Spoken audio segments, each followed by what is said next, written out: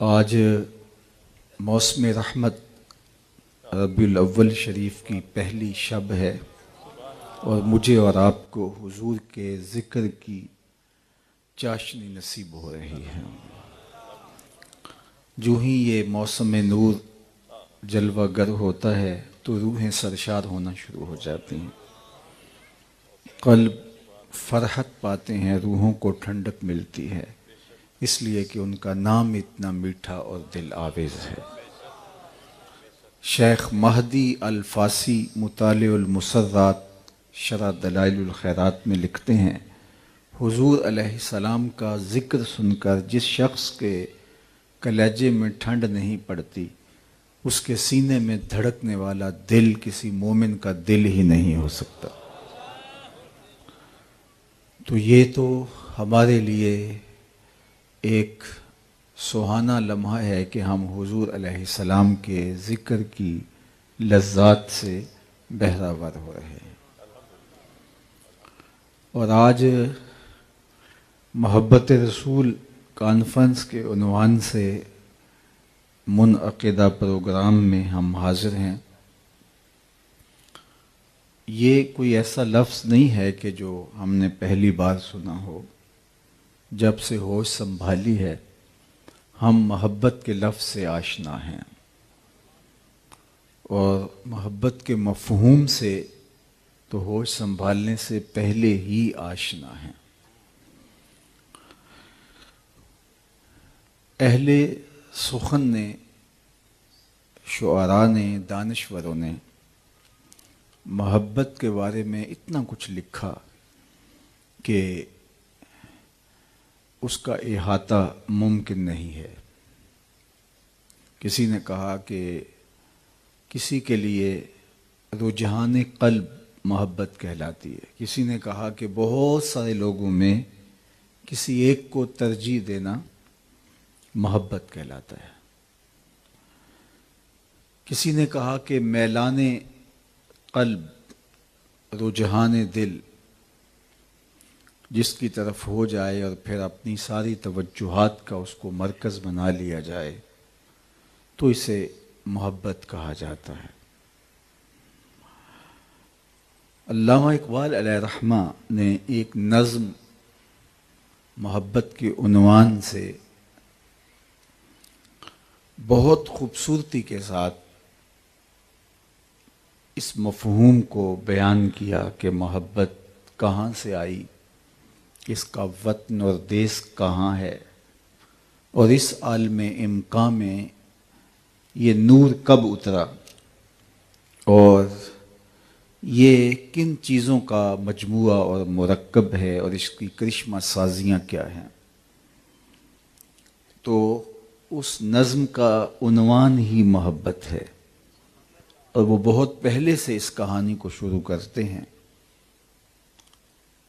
عروس شب کی زلفیں تھیں ابھی نا آشنا خم سے، ستارے آسماں کے بے خبر تھے لذت رم سے، قمر اپنے لباس نو میں بیگانہ سا لگتا تھا، نہ تھا واقف ابھی گردش کے آئینے مسلم سے، ابھی امکان کے ظلمت خانے سے ابری ہی تھی دنیا، ہویدا تھی نگینے کی تمنا چشم خاتم سے، سنا ہے عالم بالا میں کوئی کیمیا گھر تھا، سنا ہے عالم بالا میں کوئی کیمیا گھر تھا، صفا تھی جس کی خاک پا میں بڑھ کر ساغر جم سے، لکھا تھا عرش کے پائے پہ ایک اکسیر کا نسخہ، چھپاتے تھے فرشتے جس کو چشم روح آدم سے، نگاہیں طاق میں رہتی تھیں لیکن کیمیا گر کی، وہ اس نسخے کو جانتا تھا بڑھ کر اسم اعظم سے، بڑا تسبیح خوانی کے بہانے عرش کی جانب، تمنائے دلی بھر آئی سائے پہ ہم سے، پھر آیا فکر اجزا نے اسے میدان امکان میں، چھپے گی کیا کوئی شے بارگاہ حق کے محرم سے، چمک بجلی سے پائی چاند سے داغ جگر مانگا، حرارت لی نفس ہائے مسیح ابن مریم سے، ذرا سی پھر ربوبیت سے شان بے نیازی لی، ملک سے عاجزی افتادگی تقدیر شبنم سے، پھر ان اجزاء کو گھولا چشمائے حیواں کے پانی میں، مرکب نے محبت نام پایا عرش اعظم سے۔ محوس نے یہ پانی پھر ہستی نوخیز پہ چھڑکا، گرا کھولی ہنر نے اس کے گویا کار عالم سے، ہوئی جنبش ایاں ذروں نے لطف خواب کو چھوڑا، گلے ملنے لگے اٹھ اٹھ کے اپنے اپنے ہم دم سے، خرام ناز پایا آفتابوں نے ستاروں نے، چٹخ غنچوں نے پائی داغ پائے لالا زاروں نے۔ اقبال کا نقطہ نظر یہ ہے کہ یہ آسمانی تحفہ ہے جو حضرت آدم اپنے ساتھ لے کر کے آئے، اور اگر میں اس عنوان کو آگے بڑھاؤں تو درد محبت سینے میں رکھا اور پھر اس دنیا کے اوپر بھیج کر کے ہجر کی لذتیں بھی کاٹنے کو کہا گیا تاکہ نسل انسانی اس درد کی کیفیتوں سے آشنا ہو۔ تو محبت ایک تقدس مآب جذبہ ٹھہرا، اور یہ آسمانی تحفہ ہے جس کو ہمارے جد امجد اپنے ساتھ لے کر اپنے دل میں سمو کر کے اس دنیا پر تشریف فرما ہوئے۔ تو جب یہ ہمارا ورثہ ہے، ہماری طبع کے اندر راسخ ہے، اور ہم محبت کے بغیر رہ نہیں سکتے، تو پھر ہمیں کوئی محبوب تلاش کرنا ہوگا، چونکہ جب دل ہے تو کوئی دل بر بھی ہوگا۔ غالب نے کہا تھا کہ جاں اگر دل غم اگرچہ جاں گسل ہے، پہ کیا بچیں کہ دل ہے، غم عشق اگر نہ ہوتا غم روزگار ہوتا۔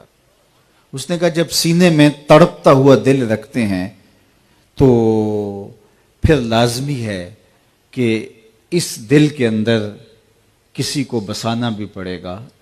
اگر آپ اس دل کو اس کی غذا فراہم نہیں کریں گے تو پھر یہ مارا مارا پھرے گا اور غم دنیا کا گرفتار ہو جائے گا۔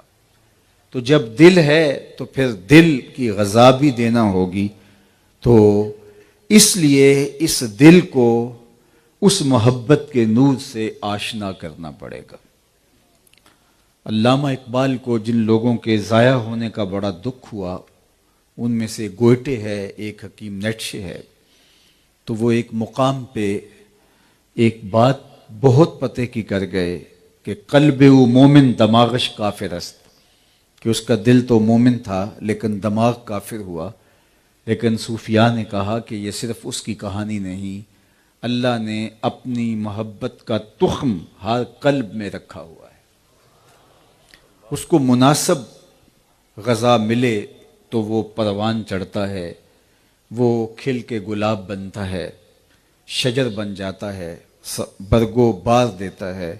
لیکن اگر اس کو غذا ہی نہ ملے تو وہ بیج اندر ہی رہتا ہے، اور اگر اس کو غذا ملے، کوئی اس کو پانی ڈالے، اور پھر وہ بیج اگنا شروع ہو جاتا ہے۔ اور باہو علیہ رحمہ نے کہا تھا اندر بوٹی مشک مچ آیا اتے جاں پھلاں تے آئی، پھر وہ کیفیت جو ہے وہ انسان سے پھوٹتی ہے اور وہ محبت میں دیوانہ ہو جاتا ہے۔ تو یہ اللہ نے قلب انسان کے اندر محبت کا تخم رکھا ہے۔ بلکہ اگر میں اس سے بھی آگے بڑھوں تو بہت آگے تو نہیں بڑھ سکتا، پر چلتے ہیں، لیکن اتنا کہوں گا کہ یہ محبت ہی تھی کہ جس کی وجہ سے یہ کائنات ظہور پذیر ہوئی۔ کنت کنزا مخفیا فاحببت ان اعرف، میں ایک مخفی خزانہ تھا، میں ایک پوشیدہ خزانہ تھا، مجھے کوئی جانتا نہیں تھا، کوئی پہچانتا نہیں تھا، اس لیے کوئی تھا ہی نہیں، کسی کا وجود بھی نہیں تھا، کسی کا تشخص بھی نہیں تھا۔ فاحببت ان اعرف، پھر میں نے خود ہی چاہا میں پہچانا جاؤں۔ عشق کا ذوق نظارہ مفت میں بدنام ہے، حسن خود بے تاب ہے جلوہ دکھانے کے لیے۔ میں نے خود چاہا کہ میرے لیے کوئی سسکیاں لے، کوئی آہیں بھرے، کوئی سجدوں میں روئے، کوئی آنسو بہائے، کوئی میرے گھر کے گرد دیوانوں کی طرح طواف کرے، کوئی صفا مروہ پہ دوڑے، کوئی پھٹے پرانے کپڑوں میں جنگلوں میں مجھے پکارتا پھرے، خاک چھانتا پھرے۔ فَأَحْبَبْتُ أَنْ أُعْرَفَ، جب میں نے چاہا کہ میری معرفت ہو، میری پہچان ہو، تو پھر فخلقت الخلق، تو میں نے مخلوق کو تخلیق کر دیا۔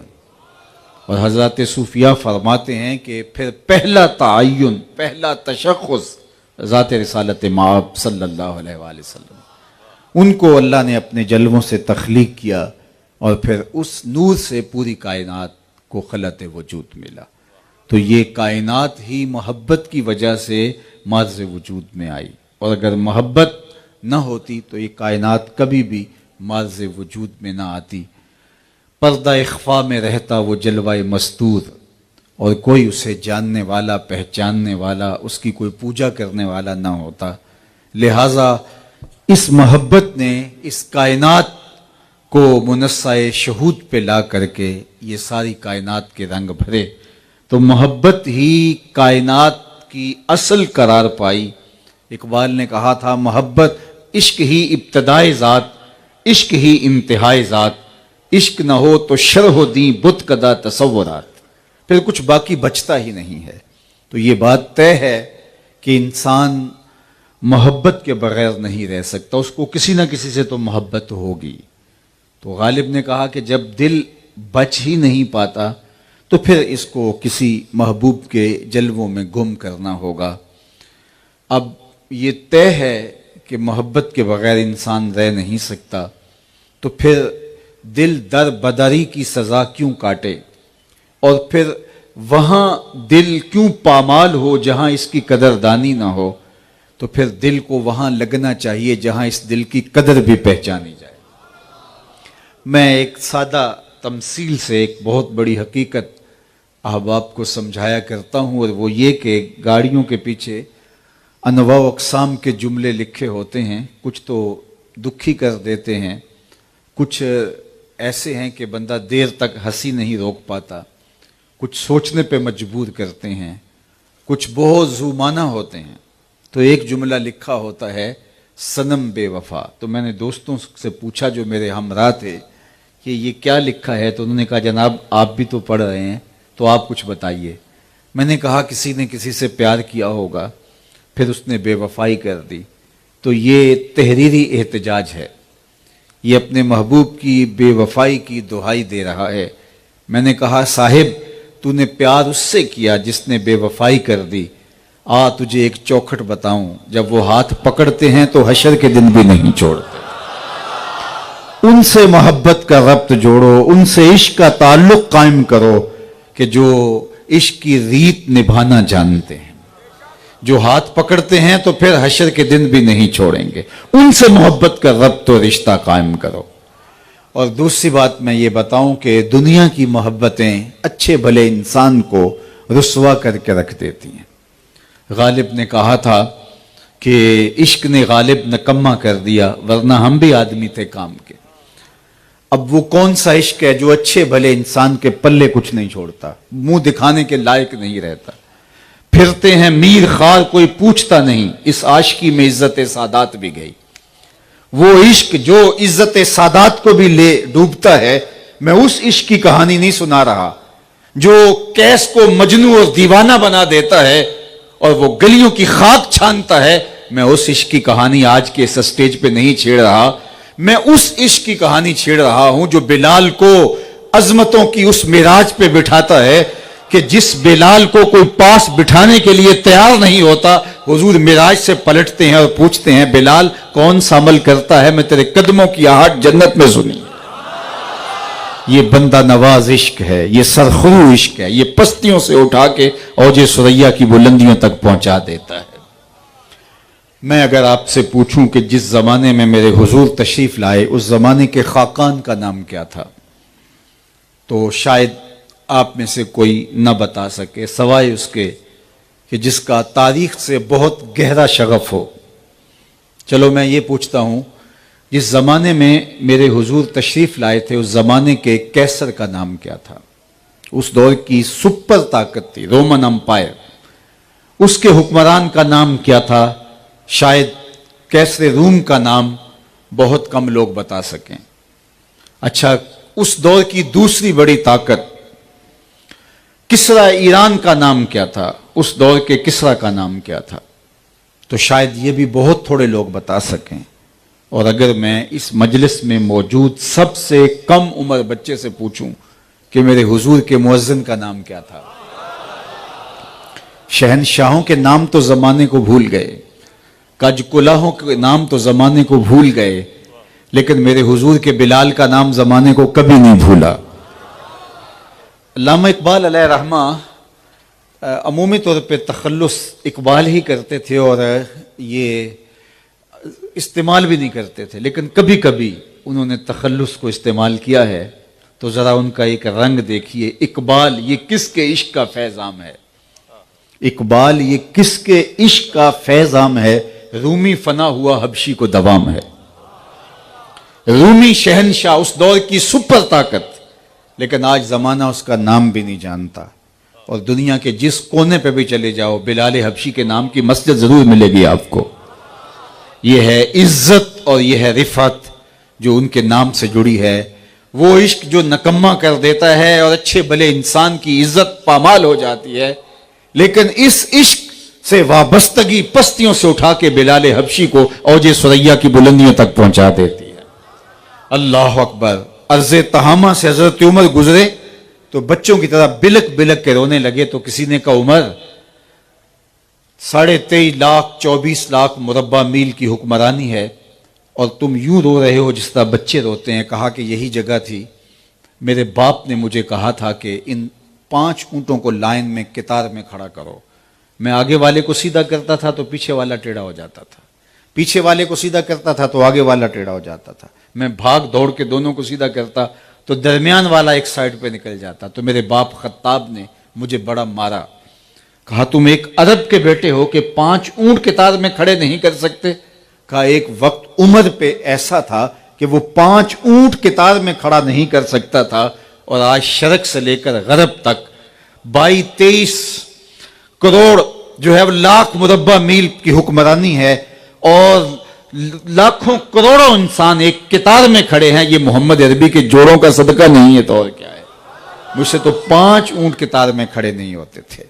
تو یہ محبت سلیقہ سکھاتی ہے، یہ محبت انسان کو شعور دیتی ہے، وہ محبت نکما کر کے رکھ دیتی ہے، یہ پست قامت لوگوں کو قد و قامت فراہم کرتی ہے، یہ عزت کی مسند پہ بٹھاتی ہے، یہ وقار کی مسند پہ بٹھاتی ہے۔ دنیا کی محبتیں تقسیم کرتی ہیں، توڑتی ہیں۔ ایک کے 2 چاہنے والے رقیب کہلاتے ہیں کہ یہ تو میرا محبوب ہے، تم نے کیوں دیکھا؟ لڑائی کی نوبت آ گئی، قتل و غارت تک معاملہ جا پہنچا۔ ایک کے چاہنے والے 2 رقیب ہوتے ہیں، لیکن میرے حضور کے چاہنے والے کروڑوں آپس میں حبیب ہوتے ہیں۔ ساری محبتیں رقیب پیدا کرتی ہیں، لیکن حضور کی محبت حبیب پیدا کرتی ہے۔ اللہ اکبر۔ اقبال نے کتنی خوبصورت بات کہی، دل بمحبوب حجازی بستائیں۔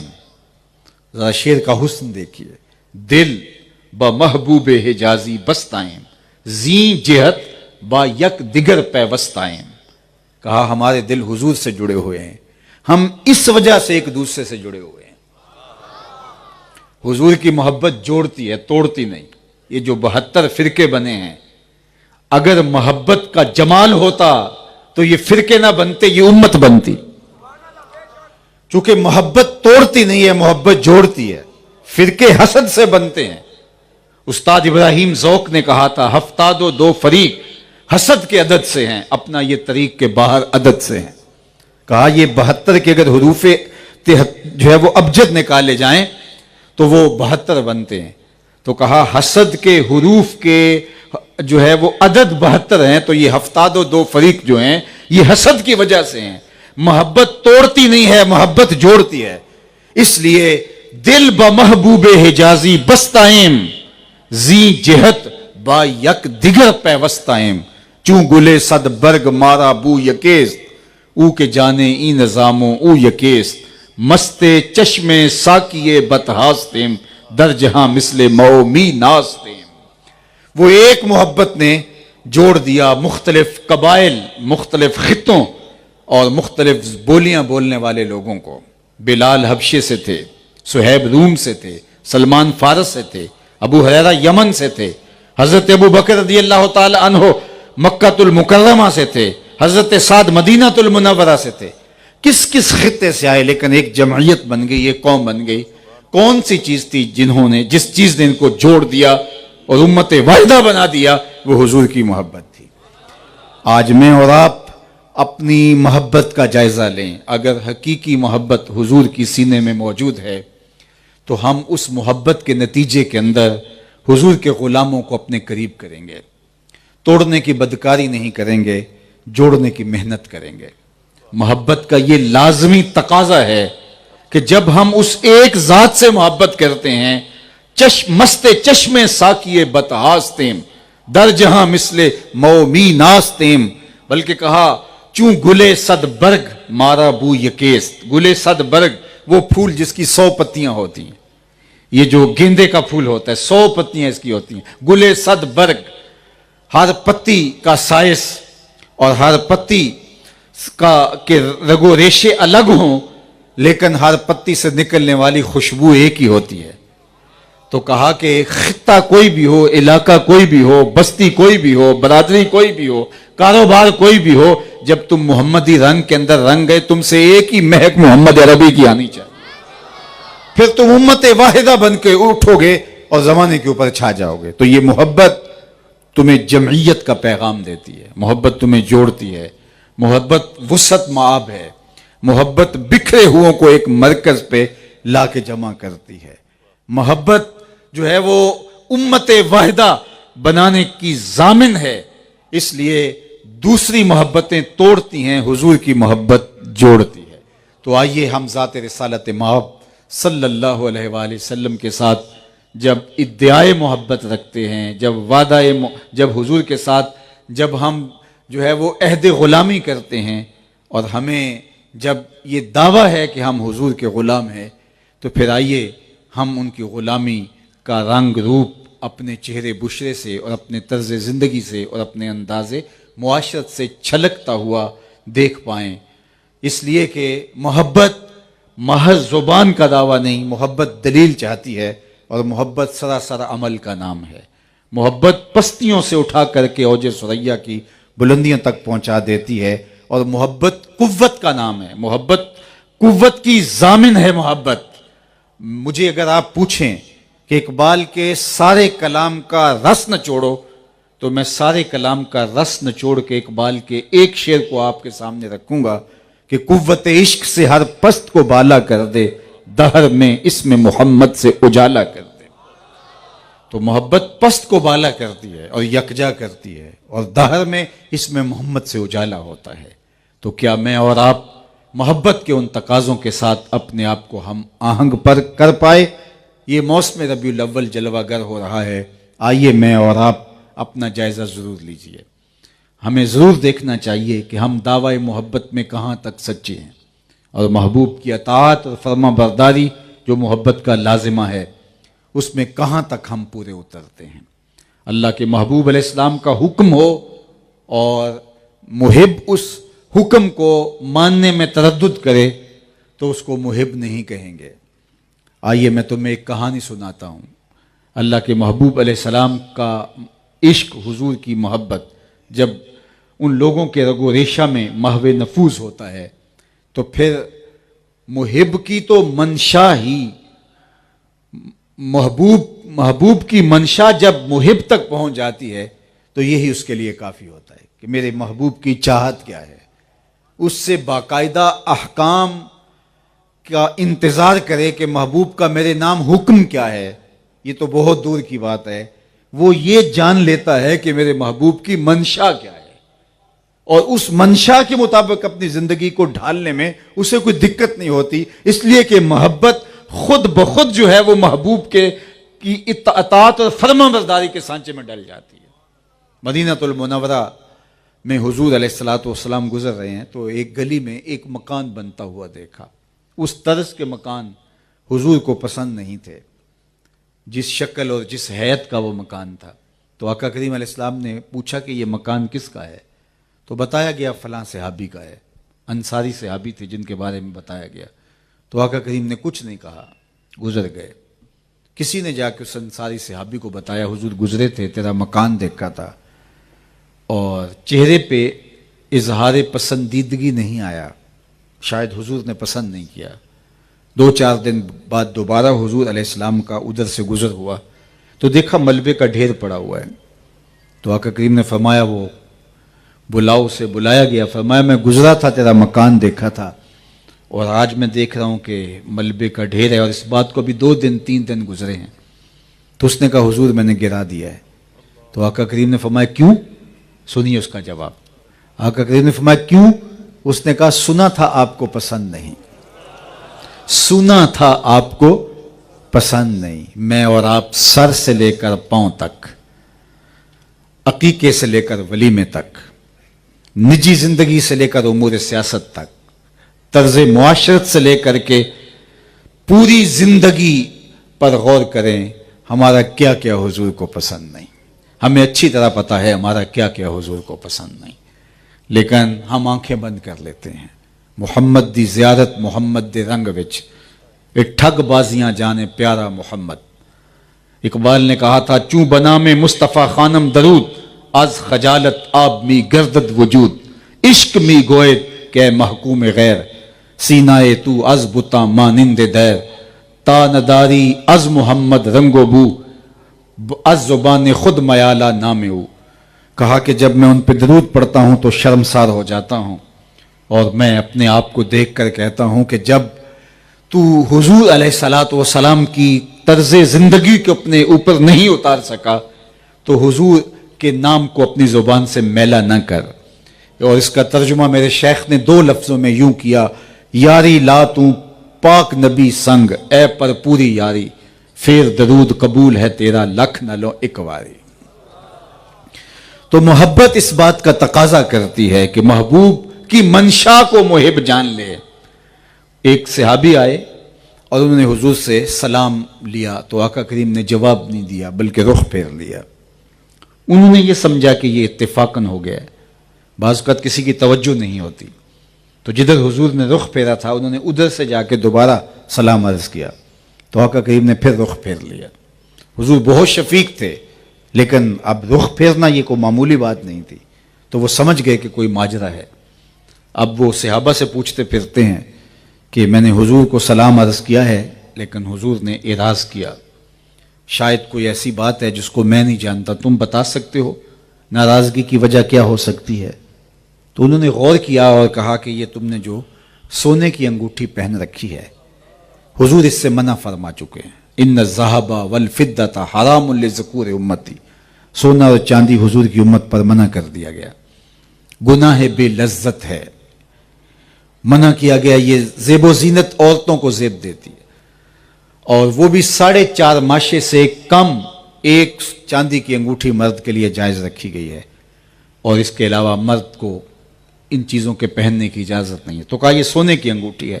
شاید حضور کی ناراضگی کا سبب یہ ہو چونکہ تم موجود نہیں تھے حضور اس سے منع فرما چکے ہیں. تو وہ آگے بڑھا اور یوں انگوٹھی اتار کے حضور کی خدمت میں پیش کرتے کہا حضور کہیں اس وجہ سے ناراض تو نہیں یہ رہی.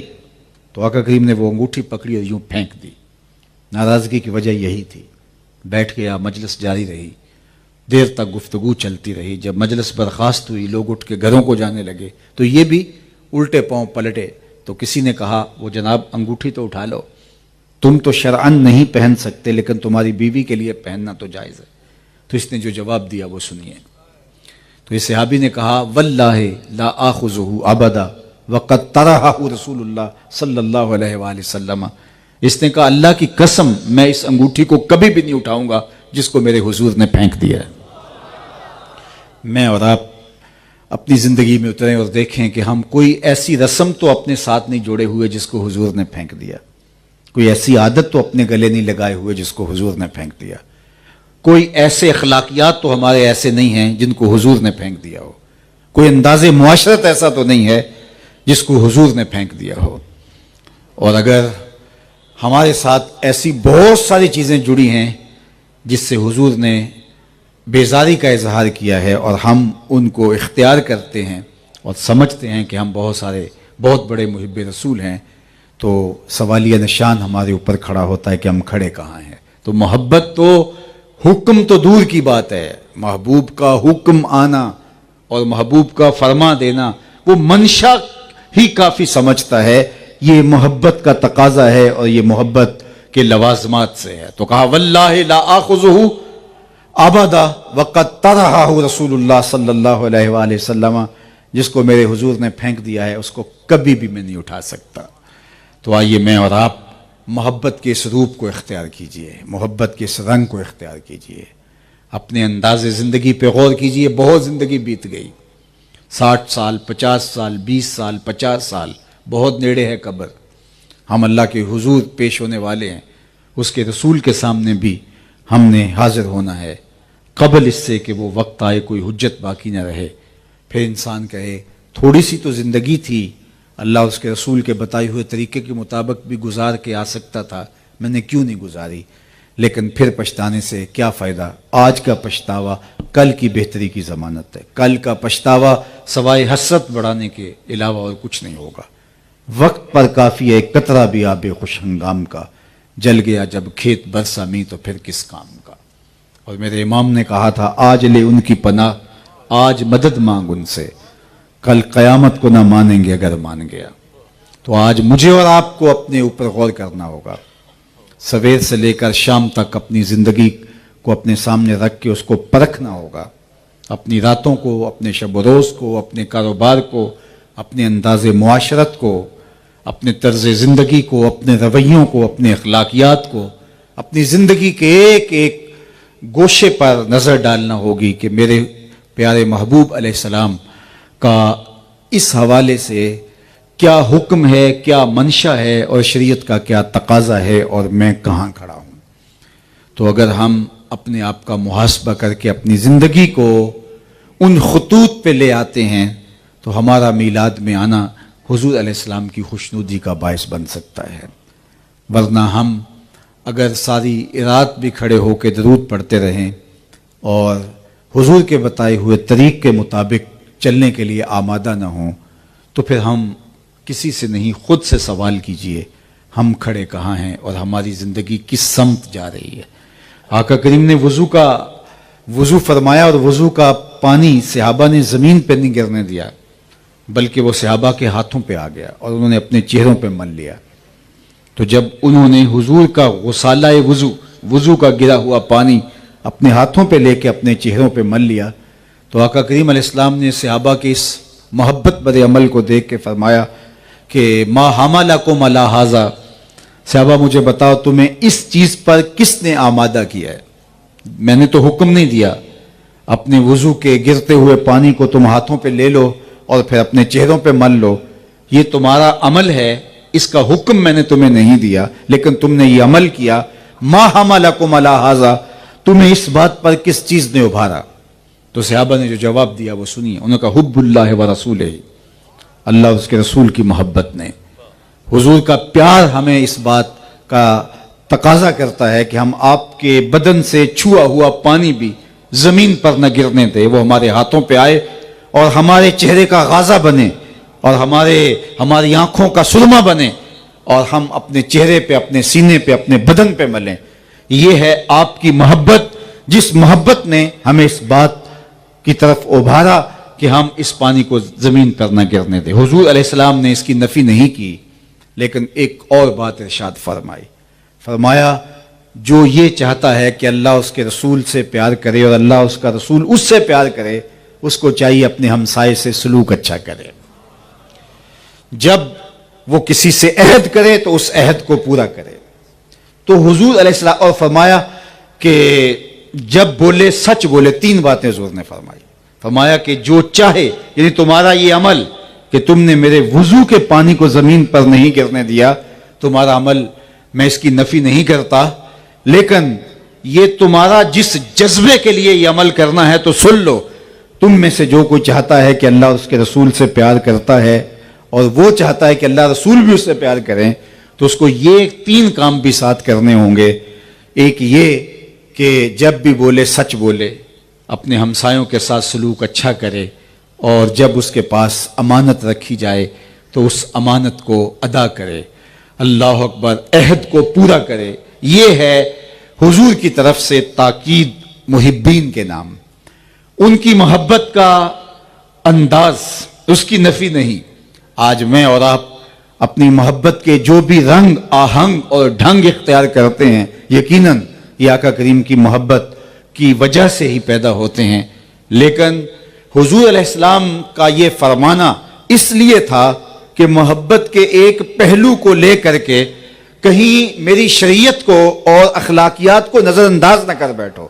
اس لیے میں یہ بات آپ سے کہہ رہا ہوں کہ ہمارا یہ محافل کا انعقاد اور یہ سب کچھ اور اس مہینے میں جو کچھ ہوگا اللہ قبول فرمائے، لیکن یہ نہیں کہ ہم اس کو بہانہ بنا کر کے شریعت کا جو نظام ہے اور جو اخلاقیات ہمیں سکھائے گئے ہیں ان سے جو ہے وہ پہلو تہی کریں اور ہم سمجھیں کہ حضور علیہ السلام کی خوشنودی ہمیں حاصل ہو پائے گی.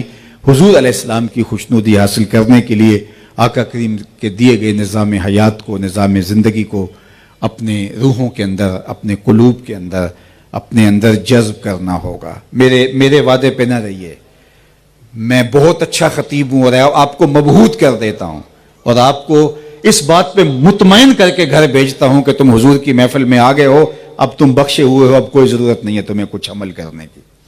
میرے پاس بہت اچھی آواز ہے اور میں کسی شاعر کے کلام سے ایسا منتخب کلام آپ کے سامنے رکھتا ہوں جس کا نتیجہ یہ ہوتا ہے کہ آپ کہیں گے بس ٹھیک ہے ہم یہاں آ گئے ہیں تو یہ ہمارے لیے کافی ہے.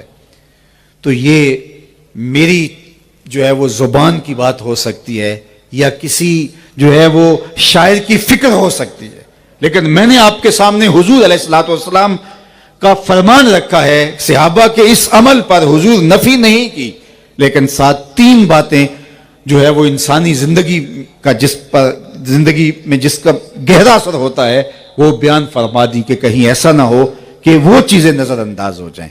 اس لیے مجھے اور آپ کو اپنی زندگی کا بھرپور جائزہ لے کے دیکھنا ہوگا کہ ہم حضور علیہ الصلوۃ والسلام کی محبت اور حضور علیہ السلام کا پیار جو اپنے سینوں میں رکھتے ہیں اس سے حضور کے لائے ہوئے طریقے حیات کو، حضور کے لائے ہوئے نظام کو کہاں تک اختیار کرتے ہیں.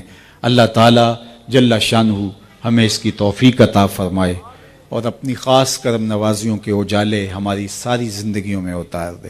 اصل میں مغرب کی نماز کے بعد گفتگو کرنے کا عادی ہوں. آج ایک مدت کے بعد اتفاق ایسا ہو گیا یہاں کے انتظامی امور جیسے بھی تھے تو وہ ایک عادت بنی ہوئی ہوتی ہے، تو میں آج تھوڑا الجھ کے گفتگو کر رہا ہوں، لیکن جو میں نے کہا اس کے ٹوٹے اور الجھے لفظوں کے اندر بھی اتر کر کے پیغام کو اخذ اور قبول کرنے کی کوشش کرو. اشہد بلال عند اللہ اشہد، بلال کا اشہد بھی اللہ کے ہاں اشہد مان لیا جاتا ہے. تو ان شکستہ لفظوں کے دامن سے نچڑتے ہوئے جذبوں کو کشید کر کے اپنی روحوں میں اتار لو اور کوشش ہماری یہی ہونی چاہیے کہ حضور کے پیار میں تڑپیں، جانے دیں، قربان ہو جائیں، اپنی ایک ایک سانس ان کے نام لگا دیں، لیکن ان کے لائے ہوئے نظام زندگی کو، ان کی شریعت کو، جس کے لیے انہوں نے دکھ سہے، تکلیفیں سہی، وہ ہمارے عمل، رویے، چہرے، بشرے، انداز حیات سے دکھائی دے. میرے استاد فرمایا کرتے تھے یہ نہ ہو کہ لوگ تمہیں پوچھے تم کون ہوتے ہو اور تمہیں بتانا پڑے صاحب ہم مسلمان ہوتے ہیں، یہ دیکھو مذہب کے خانے میں اسلام لکھا ہوا ہے.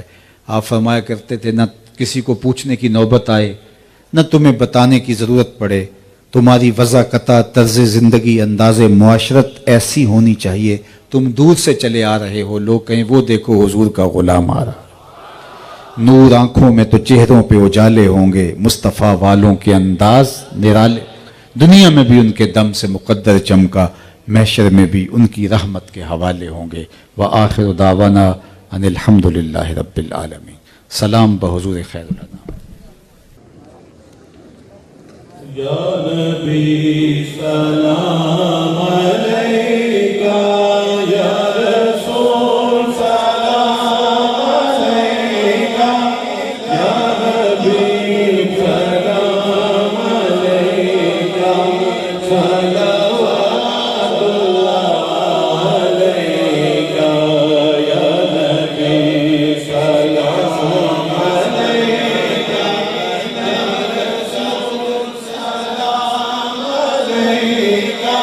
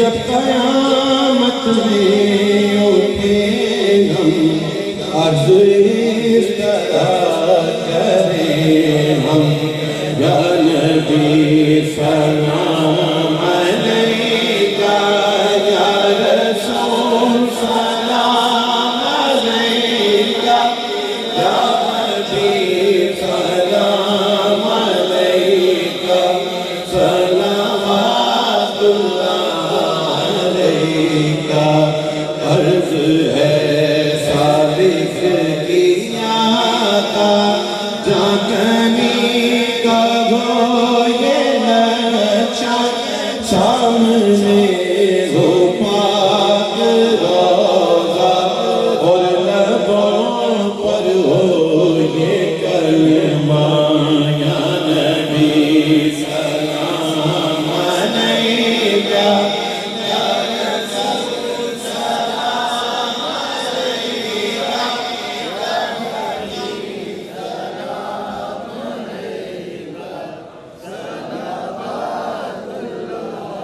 جان کر کافی سہارا لے لیا گئے تمہارا خلق کے وارث خدارا دو سلام دو ہمارا یا نبی سلام علیکہ یا رسول سلام علیکہ یا حبیب سلام علیکہ صلوات اللہ علیکہ یا الہی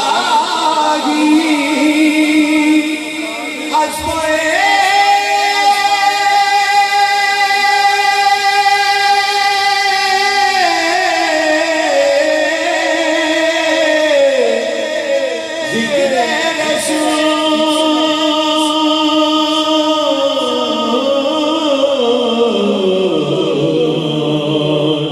اسپائے زلف رسول اسپائے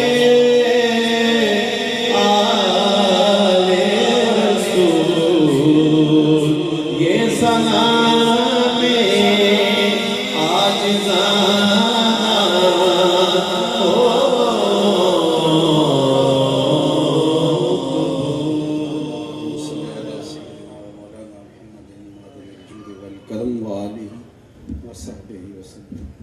اللہ اٹھے ہوئے ہاتھ کبھی خالی نہ موڑے جائیں، پہلی کی جھولیاں رحمتوں سے بھر دیجئے، وقت کی بہاریں نصیب ہوں، مقدر کی خزائیں رخصت فرما دیں، جئیں تو تیرے لیے مریں تو تیرے دین کے لیے، اور زندگی کی آخری سانس تک تیرے محبوب کے وفادار رہیں، ہر علت سے، ہر قلت سے، ہر ذلت سے رہائی دینا، اپنے پاک نبی علیہ السلام کے در کی گدائی دینا، نفس و شیطان کے مکر و فریب سے، دجل و تلبیسات سے ہماری حفاظت کرنا، اللہ ہمارے باطن ستھرے کر دینا، خیالوں کو پاکیزگیاں، سوچوں کو عفتیں عطا کرنا، اللہ اپنا خاص کرم فضل ایک ایک لمحہ ہماری زندگی میں اتارنا، اللہ ہمیں شیطان اور نفس کے مکر و فریب سے محفوظ فرمانا، اللہ ہمارے باطن ستھرائیوں کے نور سے مالا مال کر دے، اٹھنے والے ہاتھ ہمیشہ تیری چوکھٹ پہ اٹھیں، پھیلنے والی جھولیاں صرف تیری دہلیز سے خیرات مانگیں، زندگی بھر کسی کا محتاج نہ کرنا،